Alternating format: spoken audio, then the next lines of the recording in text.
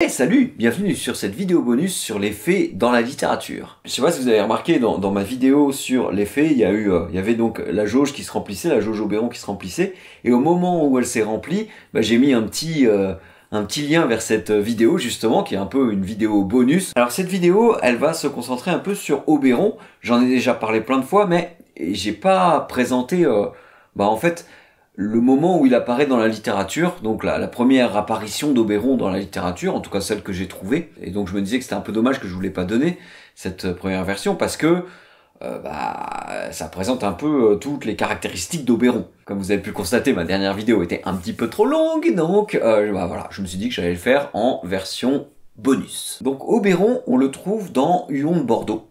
Donc c'est un roman du Moyen-Âge, qui est centré autour du personnage de Huon de Bordeaux, qui est un héros du temps de Charlemagne. Huon de Bordeaux, au début de l'histoire, en fait, il a un petit problème, c'est que, c'est une histoire de manipulation, etc. Mais bref, il a tué Charlot, qui n'a rien à voir avec les films de Charlot, mais qui est, en l'occurrence, le fils de Charlemagne, l'empereur. Alors le papounet, il est pas très content, du coup, il décide de condamner Huon.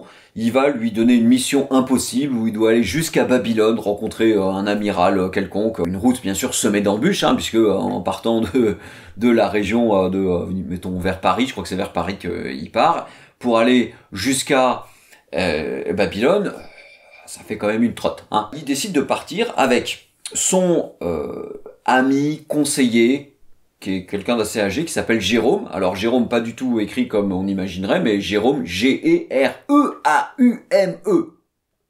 Avec ce Jérôme, il embarque aussi 12 chevaliers pour l'aider dans sa quête.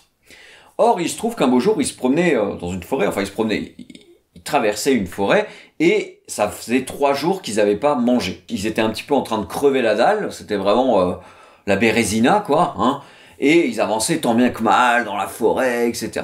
Et puis, à un moment, il voit arriver une espèce d'enfant qui fait à peu près, elle fait à peu près 90 cm de haut, comme ça, une espèce d'enfant très très bien habillé, très très très beau. Alors c'est un peu un enfant et en même temps on sent qu'il est plus âgé qu'un enfant, donc voilà, dans le texte il est désigné comme nain. Et ce personnage là, il a un corps, vous savez, un corps de chasse là, à base d'ivoire ici. Et il souffle dans son corps, et là d'un seul coup, Huon et ses camarades se mettent à danser, comme ça sans se contrôler, et en même temps, c'est incroyable, la fin disparaît. Bon. Alors là, Huon il dit, mais qu'est-ce qui s'est passé Et là, Jérôme il le regarde, il lui dit, écoute, là c'est un problème, ce mec-là que tu vois là, c'est Oberon, il est super dangereux, il va venir te saluer, si jamais tu lui réponds, tu vas devenir son esclave pour toujours. Alors Huon, bien sûr, il a pas du tout envie d'être l'esclave de qui que ce soit, Justement, Oberon arrive et lui dit « Je vous salue, et je vous conjure de me saluer en retour. » Là, les chevaliers, ils n'hésitent pas une seule seconde, ils descendent de leurs chevaux, ils quittent leurs chevaux, et ils s'enfuient en courant. Ils courent, sauf que, à ce moment-là, alors qu'il faisait super beau, un immense orage éclate. Eh oui, c'est Oberon qui avait tapé dans son corps. Un immense orage éclate. Et là, ils sont, c'est vraiment terrible, mais ils continuent à s'enfuir, jusqu'à ce qu'ils arrivent à un torrent, qu'ils peuvent pas traverser, qui est super, où ça va super vite, ils peuvent pas le traverser. Là, Jérôme, il dit, non, mais attends, en fait, tout ça, c'est des illusions, on peut traverser le torrent. Et il décide de traverser le torrent, et figurez-vous que, ça marche. D'ailleurs, au même moment, la tempête s'arrête complètement. Ouf, on est sauvé, dit Huon. Jérôme lui répond, ouais, à ta place, on serait pas si sûr, Finalement, ils retournent à leurs propres chevaux, ils remontent sur les chevaux, ils avancent, et puis à un moment donné, arrivé à un pont, qui est-ce qu'ils voient sur le pont? C'est Oberon. Ah, un démon! Mais pas du tout, je suis pas du tout un démon, je suis un humain, qu'est-ce que tu me racontes là? D'ailleurs, je vous salue et je vous conjure de me saluer. Mais rien à faire, les chevaliers, ils s'enfuient. Là, Oberon, il est super énervé, il utilise son corps, et d'un seul coup, Huon, etc., ils se mettent à danser. En plus, ce qu'il fait, c'est qu'il tape 3 fois sur son corps, et là, il y a 400 chevaliers qui arrivent. Qu'est-ce que nous pouvons faire pour toi, maître? Écoutez, vous allez tuer ces gars-là, là, ils veulent pas me répondre, je leur conjure de me saluer, ils veulent pas me saluer, ils sont super mal polis, donc vous me les zigouillez. Mais il y a un de ces meilleurs chevaliers qui arrive qui dit, attends, tu veux pas genre leur laisser une dernière chance? Bon, Oberon il réfléchit, mais magnanime, il dit, ok, allez, laissons-leur une dernière chance. Entre-temps, il a un peu libéré Huon de son, de sa malédiction, donc ils sont plus en train de danser, et ils continuent leur chemin. Mais quand même, Huon il dit à Jérôme, écoute, Jérôme, t'es bien sympa, mais enfin, il a quand même l'air très sympathique, en plus, je veux dire, c'est qu'un enfant. Ah Ah non, c'est pas un enfant. Il est plus vieux que Jésus-Christ, hein, ce signal, ce mec-là. Ah bon? Bon, mais en tout cas, il a l'air sympathique. La prochaine fois qu'il vient, je le salue. Il continue, il tombe sur Oberon à nouveau. Et donc Oberon lui dit, écoute Huon, je te connais. Je sais que tu as bon fond.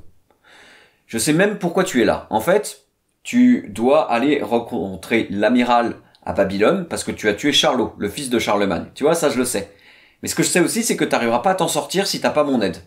Donc de deux choses d'une. Soit tu décides de me saluer, et dans ce cas-là, on devient copains. Soit tu décides pas de me saluer, dans ce cas-là, il va t'arriver des bricoles. Huon, il hésite pas, il dit, je te salue, Oberon. Oberon, il est super content. Ah bah voilà, je savais bien qu'on allait s'entendre, toi et moi. Écoute, laisse-moi te raconter un peu qui je suis. Donc je m'appelle Oberon, t'as peut-être déjà entendu parler de moi. Je suis le fils de Morgue et de Jules César. Eh oui, je suis pas tout jeune, hein. Si tu me vois si petit comme ça, c'est parce que j'ai eu des dons à la naissance. Il y a des fées qui sont penchées sur mon berceau, simplement il y avait 3 fées en l'occurrence, mais il y avait une des fées qui était pas très contente, qui avait pas été invitée dans les formes, et donc du coup elle m'a maudit. Elle a dit que j'arrêterais de grandir à partir de 3 ans. Simplement, une fois qu'elle a jeté ce sort-là, elle a réfléchi un petit peu, elle s'est dit quand même c'est un peu abusé. Du coup, en échange, elle m'a donné une super beauté, c'est pour ça que tu me vois que je suis si beau. Et en plus, elle m'a permis d'avoir le don de connaître le cœur et l'esprit des gens. Très pratique. Mais les 2 autres fées, elles n'ont pas été en reste, elles m'ont aussi donné des choses incroyables. La deuxième, elle m'a donné le pouvoir d'aller où je veux, quand je veux. Tiens, par exemple, là, tu sais, mon royaume, il est à 400 km d'ici. Mais j'ai juste à décider et je me retrouve dans mon royaume en un rien de temps. Et puis la troisième, elle m'a donné un autre pouvoir. Elle m'a dit que j'ai juste à penser aux choses et les choses sont créées. Je peux créer un palais si je veux, je peux créer de la nourriture si je veux, aucun problème. Et puis enfin, j'ai aussi eu un autre don, un don de Dieu cette fois, figure-toi. Et il se trouve que je ne vieillis pas. Je ne vieillis pas, c'est pour ça que j'ai l'air si jeune. Alors bien sûr j'ai pas grandi, mais en plus je ne vieillis pas, donc je suis immortel. Voilà. Tiens, mais dis-moi, pour t'aider, je sais que ça fait 3 jours que t'as pas mangé. Dis-moi, je vais te faire un repas, mais où est-ce que tu veux le manger? Sur la plage, dans la forêt, à la montagne, dans un palais, comme tu veux, tu décides. Alors Huon, il lui dit, bah écoute, moi ça m'intéresse, enfin je sais pas que ça m'intéresse pas, mais fais comme tu veux. Allez, c'est bon, deal. Couchez-vous dans l'herbe là, fermez les yeux. Bon, il se couche dans l'herbe, il ferme les yeux. Il se réveille, et là, d'un seul coup, il voit un magnifique palais devant eux. Un magnifique palais. Ils rentrent dans le palais, il y a des serviteurs qui sont là, qui leur donnent de la nourriture et tout. Ils se mettent bien, ils mangent. Et à la fin, Oberon lui dit, écoute, Huon, je t'aime bien, mon gars. Voilà ce que je vais faire. Je vais te donner, tu vois, ce corps-là.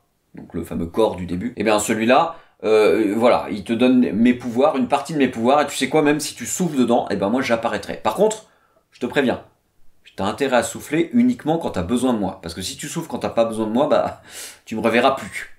Voilà. Et on lui dit, bah, pas de problème. Ok, on fait comme ça. Et donc, Oberon lui donne le corps. Bon, quand ils sont partis, Huon, il décide de quand même, il se dit, ah, je voudrais quand même tester ce corps, voir si ça marche et tout. Jérôme lui dit, non, mais ça va pas, attends, respecte la volonté d'Oberon. Oui. Paf, il souffle dans le corps. Qu'est-ce qui se passe? Bah, il y a Oberon qui arrive. Quoi? Qu'est-ce qui se passe? Ah non, c'était rien, c'était juste pour tester. Mais attends, là, c'était seulement si t'étais en danger qu'il fallait que tu m'appelles. Pourquoi tu m'as appelé, là? C'est-à-dire que, tu vois, je veux être sûr que ça fonctionne. Parce que si jamais, quand je suis en danger, je me dis, ah, je vais appeler Oberon, et puis que ça fonctionne pas, ah, tu vois, je vais avoir des problèmes. Donc c'était pour ma sécurité. Ouais, bon, t'avises pas de le refaire. Là-dessus, Oberon, il s'en va. Alors, bien sûr, dans la suite de l'histoire, Huon, il va sonner une ou 2 fois le corps pour des raisons qui ne sont pas valables, et donc il va un peu se disputer avec Oberon, hein, voilà. Mais finalement, Oberon sera quand même là pour l'aider dans sa quête. Voilà. Donc voilà, j'espère que cette petite histoire vous a plu, hein. Si vous avez envie d'en savoir plus, bah écoutez, le texte du Huon de Bordeaux, je vous le mets en description, et puis voilà, puis moi je vous dis à bientôt pour la suite de nos aventures. Ciao!